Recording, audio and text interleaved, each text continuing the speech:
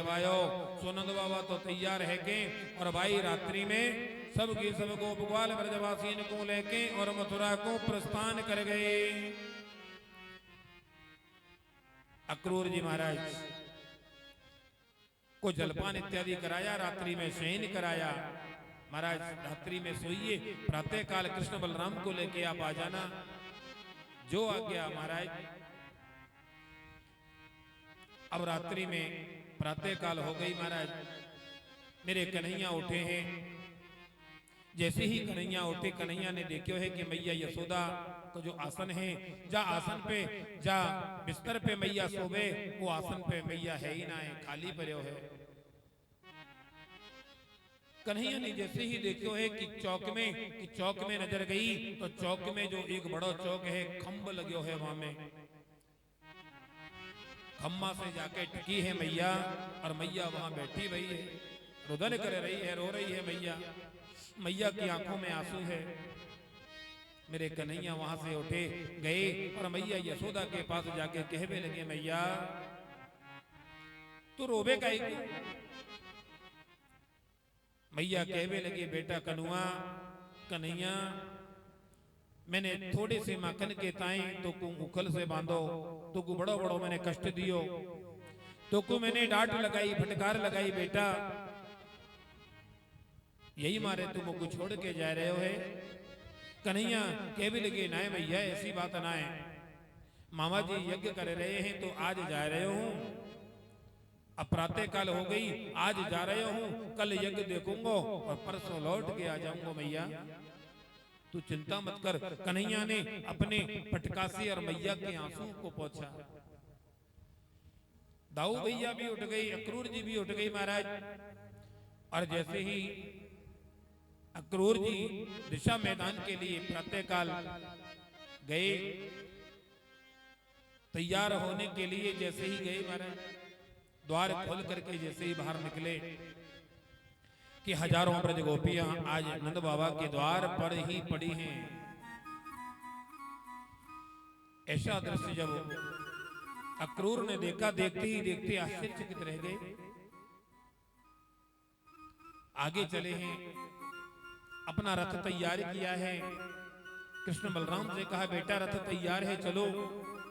कृष्ण बलराम महल से निकल करके और जैसे ही द्वार पर आए कि हजारों ब्रज बामाएं, हजारों ब्रज गोपियों को जब वहां देखा, देखते ही आश्चर्यचकित रह गई। गोपियों से कहा, गोपियों आप धैर्य धारण करें, मैं आज जा रहा हूं,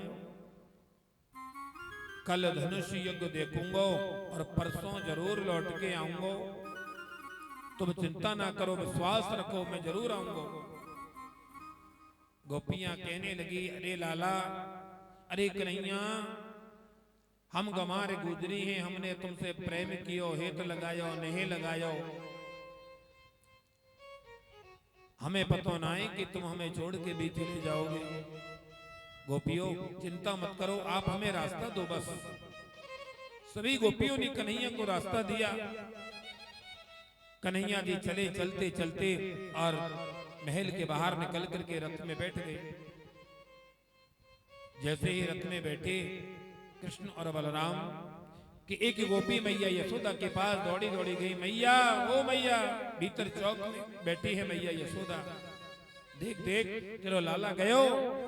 मैया कुछ तो आई, खड़ी हुई और दौड़ पड़ी, दौड़ करके द्वार पर आई, लाला कनुआ कन्हैया। द्वार पर आकर के चौकट पकड़ के मैया यशोदा खड़ी है।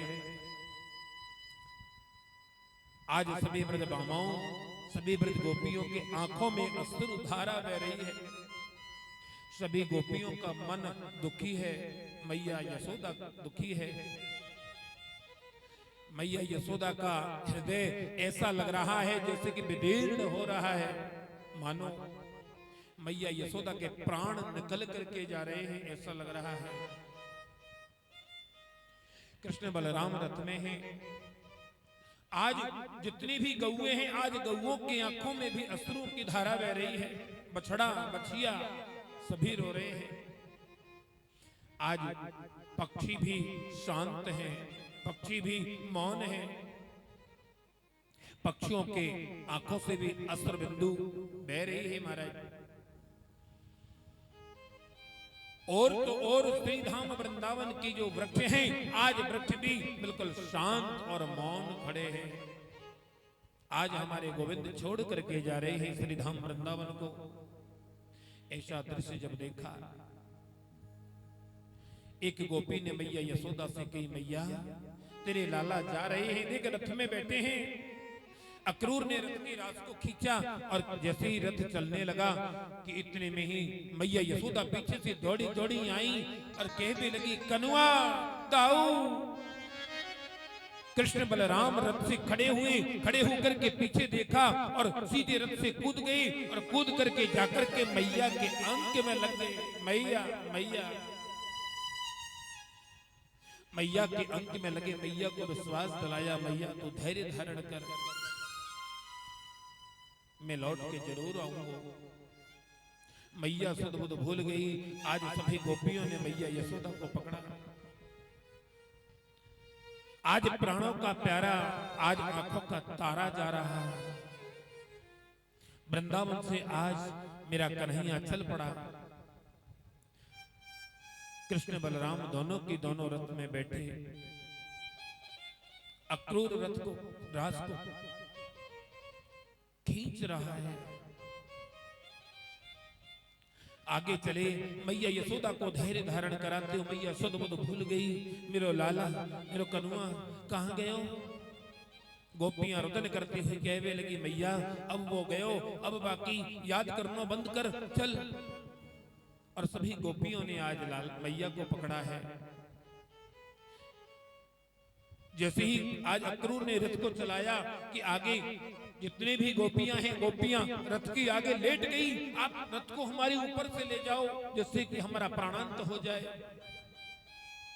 ये प्राण हमारे निकल करके जा रहे हैं, उससे बेहतर तो ये है कि गोविंद तुम अपने ही रथ से हमको कुचल जाओ, मार जाओ हमें। गोपियों से आराधना करी है मेरे कन्हैया ने, मैं आपके हाथ जोड़ता हूं गोपियों, आप मुझे आज रास्ता दे दें बस। सभी गोपियां हट गईं, हट जाओ, गोविंद की आज्ञा का पालन करना चाहिए, जाने दो, जाओ। जैसे ही रथ आगे चला तो देखा एक वृक्ष के नीचे श्री राधा रानी किशोरी बैठी है, शांत बैठी है, मौन बैठी है, आंखों में अश्रु की धारा बह रही है। मेरे गोविंद रथ से उतर करके और सीधी राधा रानी किशोरी के पास वृक्ष के नीचे गए। वहां जाकर के उस राधा रानी किशोरी को धैर्य दिलाया। अरे ओ किशोरी, तुम दृढ़ विश्वास रखो, बस मैं आज जा रहा हूं, लौट के जरूर आऊंगा। और एक बात और बताएं किशोरी, आज तक मेरी जिम्मेदारी थी इस वृंदावन की रक्षा करने की, अब मैं जा रहा हूं, आज से ये जिम्मेदारी तुम्हारी है। और मेरे कन्हैया ने कमर में जो फेंट में जो मुरली लगी थी, वंशी लगी थी, वंशी निकाल करके और राधा रानी किशोरी को समर्पित कर दे। लो, किशोरी से कहा कि आज तक मैंने तुम्हारे कहने से ये मुरली बजाई, लेकिन आज के बाद ये मुरली नहीं बजेगी। और कि मुरली मेरी राधा रानी किशोरी को सौंप करके और मेरे गोविंद रथ में बैठे। किशोरी ने कुछ नहीं कहा, शांत है, मौन है। कृष्ण बलराम रथ में बैठे, अक्रूर ने रथ की रास को खींचा, रथ चलने लगा और हवा से बातें करने लगा। इतने में ही महाराज देखते ही देखते धूली उड़ने लगी। सभी ब्रजमामाएं, गोपियां, मैया यशोदा क्या देख रहे हैं? रथ की ध्वजा है, ध्वजा दिख रही है, ध्वजा दिखना बंद हो गया, अब तो केवल रथ की धूली ही धूली दिख रही है। ऐसा दृश्य देखा, गोविंद छोड़ करके चले गए हैं आज वृंदावन को।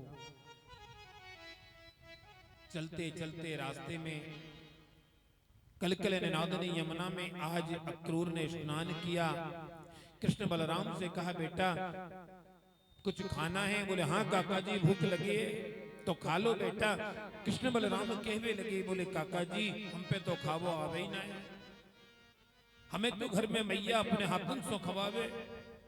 अक्रूर ने विचार किया, राम राम, ये नन्हे नन्हे कृष्ण बलराम कैसे मारेंगे इस कंस को। अक्रूर ने कहा चिंता ना करो, और अक्रूर ने आज उनको जो मैया यशोदा ने बांधा था वो खिलाया, और खिला करके और कह दिया कि मैं यमुना में स्नान कर लूं, गर्मी अधिक है।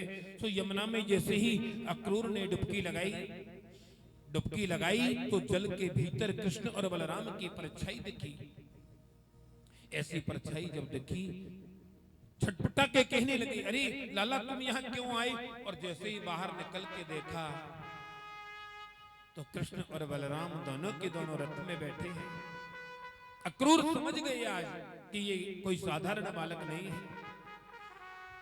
अक्रूर जी रथ लेकर के चले हैं और चलते चलते मथुरा पहुंचे। मथुरा जाकर के कृष्ण बलराम को बगीचे में उतार दिया जहां नंद बाबा और गोप ग्वाल ठहरे हुए हैं।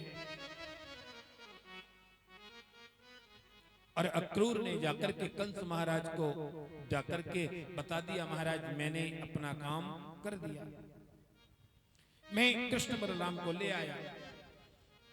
कंस महाराज ने सारी व्यवस्थाएं कृष्ण और बलराम को मारने की करी हैं। अब तो बगीचे में सब ठहरे हुए हैं, सब की सब गोप ग्वाल ब्रजवासी आज कन्हैया से कह रहे हैं, भैया कन्हैया लाला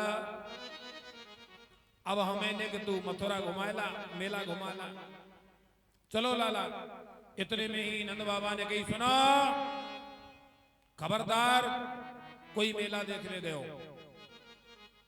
गोप ग्वाल कहवे लगे, का मतलब बाबा? बोले कोई भी मेला देखवे नहीं जाओ। ग्वाल वाल कहवे लगे, तो हम काहे को आए यहाँ, मेला देखने को तो आए। बोले देखो लाला, यो वृंदावन ना है, यो मथुरा है, कंस महाराज की नगरी है, या में उत्पात ना चलेगो तुम्हारो। दाऊ भैया कहवे लगे, बोले बाबा कोई बात ना है, मैं हूं। बोले है तो सही, लेकिन दाऊ बेटा तेरो तो मोकू भरोसो है। नंद बाबा कह रहे हैं